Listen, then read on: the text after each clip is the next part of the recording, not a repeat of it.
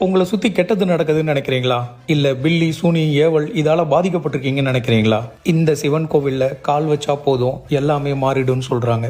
சென்னையில இருந்து வெறும் 29 கிலோமீட்டரும், செங்கல்பட்டுல இருந்து 44 கிலோமீட்டர் தூரத்திலையும் மாடம்பாக்கம் அப்படிங்கிற இடத்துல ஒரு அழகிய குளத்துக்கு பக்கத்துல அமைஞ்சிருக்கிறது தான் இந்த தேனுபுரீஸ்வரர் கோவிலுங்க. அருணகிரிநாதரால திருப்புகழ் பாடல் பெற்ற தலமும் கூட ராஜராஜ சோழனோட தந்தையான சுந்தர சோழன் காலத்துல கட்டப்பட்ட கோவில்னு சொல்றாங்க. கபில முனிவர் இடது கையால லிங்கத்துக்கு அபிஷேகம் செஞ்சு சாபம் பெற்று பசுவாவே திரும்பி வந்து சாப விமோச்சனம் பெற்றதுனாலதான் தேனு பசுவுடைய பேர் இந்த கோவிலுக்கு வந்திருக்கு. நாயக்கர்கள் வரை கோவில் திருப்பணி செஞ்சிருக்காங்க. அதோட வெளிப்பாடாதான் இன்னைக்கு இந்த கோவில்ல ஒரு தூண்ல இருக்கிற சரபேஸ்வரர் வழிபாடுக்காகவே மக்கள் அதிகமா இங்க வராங்க. அவரை வணங்குறதுனால அவங்கள சுத்தி இருக்கிற கெட்டதெல்லாம் விலகுதுன்னு நம்புறாங்க. மிகவும் வரலாறும் கலந்து ஒரு 1000 வருஷத்துக்கு முன்னாடி போகணும்னு நினைச்சீங்கன்னா கண்டிப்பா இந்த கோவிலுக்கு போங்க. மகான்கள், பெரியவர்கள், ஞானிகள் எல்லாம் கோயில பூஜை பண்ணு, 4 பேருக்கு தர்மம் பண்ணு, சாப்பாடு போடு, பசிய நீக்கு, ஏழை முடியாத அன்பர்களுக்கு ஏதாவது உதவியை செய்.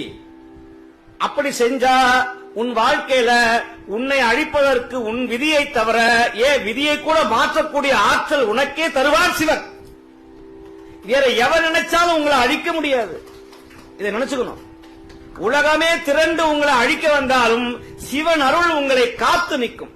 நீ சிவபெருமான கும்பிடு, தர்மம் செய்யு, உன் தொழிலை கவனி, உனக்கு எந்த விதமான பிரச்சனையும் வராது. சித்தர்கள் அதுதானே சொல்றாங்க.